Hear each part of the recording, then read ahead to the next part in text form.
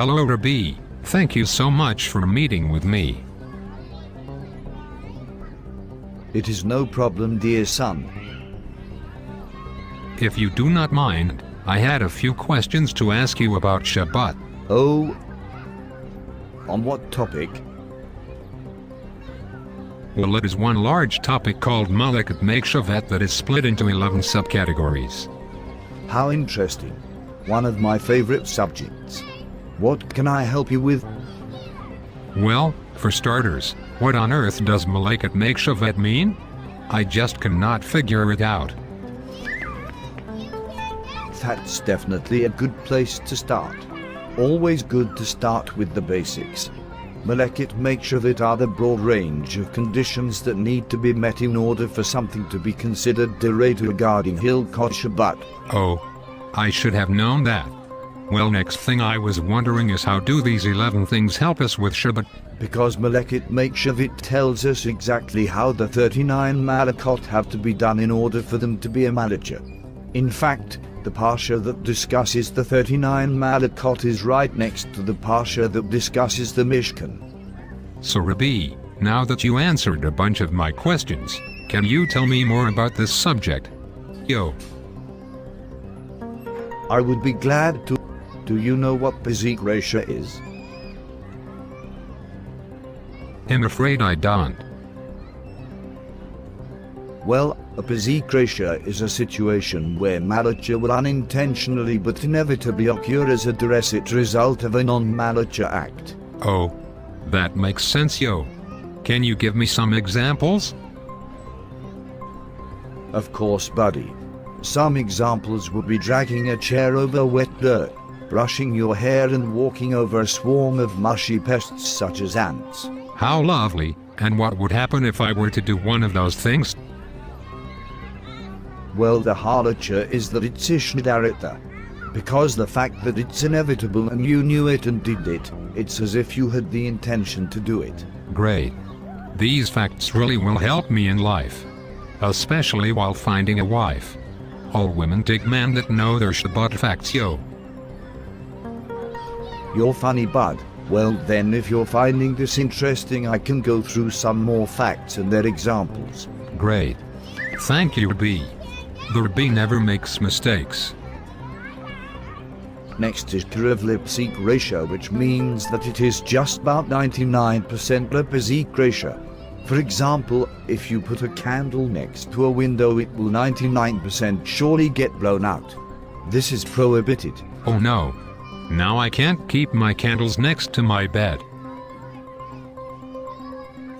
Next is the Peepz ratio delonai kalu. That means a secondary malachah action isn't needed or desired. An example would be washing your hands over someone else's grass. This is Isha Darabanan. Oh no. That means, while on picnics I can't wash Natilat Yadayim over the grass. Oh shucks. Well, don't worry. There are lots of exceptions. You will learn about this. Next is the Peepz Aliyate grammar, which is a malachah through an indirect way. An example of this would be opening your refrigerator door. The temperature would drop and the motor would turn on. Oh no. That can't be. I always see people opening their fridges on Shabbat. No need to fret, they are not going against anything. This malachah is permissible. There is absolutely no problem with it. Great, I was getting worried, man. Next on our Shabbat journey is Peepz Aliyadayakam, which means having a non-Jew do something permissible for you that will result in a malachah. This is okay. For example, a non-Jew can open your car door. Wow, Rabbi, you're good at this. Do you ever make mistakes? What a silly question, boy. The Rebbe never makes mistakes. I should have guessed that much. True. Then we have Peepz Be'esha Derabanan. This means something not allowed from our rabbis. This is prohibited. For example, you cannot drag a chair over wet soil. An example of this with two Derabanans would be trapping a bug in a large area, which is permitted. Great. I hate bugs. Now I know it's safe to trap them in large areas. What a relief. There are a lot of Peepz sauce. How many more are there?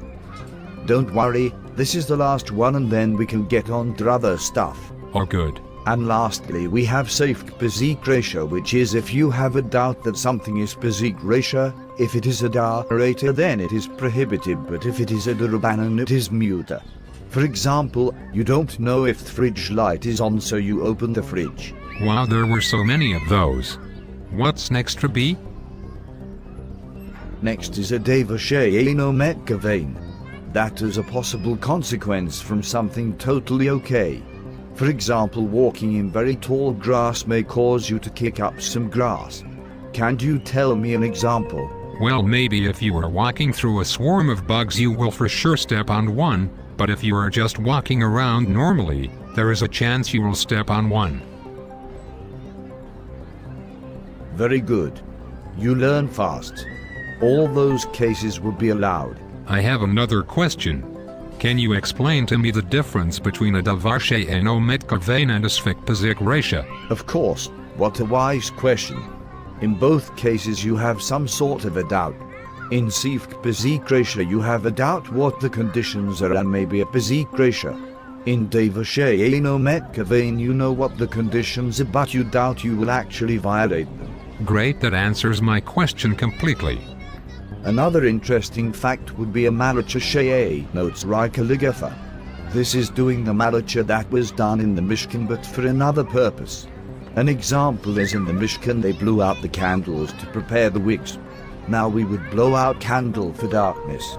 This is prohibited. How interesting. Next we have mitusk. This is an inadvertent malacha. The halacha of this is you would be exempt from it. Some examples are brushing against light switch, drop something and pick up grass with it and pulling up a live plant instead of dead. Oh, I hear there are 4 elements that can make something mutasek. Can you tell me them? Of course. First off we have automerase, or the inadvertency of an act itself. For example, you want to turn over coals to cool off but instead they ignite. Since the act of igniting the fire was unintended, it's mitusk. How coolio. Next is autograph, or the inadvertency of the object. For example, you wanted to pick a blue flower but instead you picked a red one. Since object is different than what you intended it to be, it is mitusk. Great. 2 down, 2 to go. Next is often ha'ishra, or the inadvertency of the forbidden nature of the act. Like if you went to pick up a blue flower because you thought it was not attached but you found out it was. This is a mitusk. Great. And lastly we have autoseda, which is the inadvertency in the sequence of the act. For example, you want to first blow out the red candle and then the blue one, but you mix it up and blow out red and then blue. This is a mitusk. How interesting. What is the difference between shajeg and matasek? By doing shajeg you are totally aware of your actions but you do not know it is a malacha, or you forget it is Shabbat. By doing mitusk you know what halacha is but you are not aware of what you are doing. Rocking yo. Yes indeed, it is very rocking as you say. A mikorkel is a destructive act. Some examples are before you throw away a shirt you tear it up, and another example is you take furniture apart before throwing it out. Usually this will be Isha the Rabbanim. But there are some exceptions. Do you want to hear them? Oh yes. Rabbi, this is so interesting. The Rebbe always knows what I'm talking about. An example of a case where mikorkel is permitted is if you want to unwrap candy you will be allowed to tear the wrapper to get it. That's good. I sure do love candy. So do I, dear son. Next we have shinwi. A shinwi is doing something in an awkward backhanded manner. For example, writing with the pencil in between your teeth. Or throwing something at an apple tree to get the apples to fall. These 2 examples are Isha the Rabbanim. I know you love exceptions though. Oh, you know I do. Well, the exception for this is if you are making baby food you want it in a crisscross motion, or if you are unplugging a drain you use a fork or a dingle hopper. I love dingle hoppers. A grama is an indirect act. Like letting the wind plant a seed or having an animal trap set for Shabbat. These are Isha, but here are the exceptions. If your house is on fire and no one is in danger you can put out the fire by putting water around it. Another example would be flushing the toilet.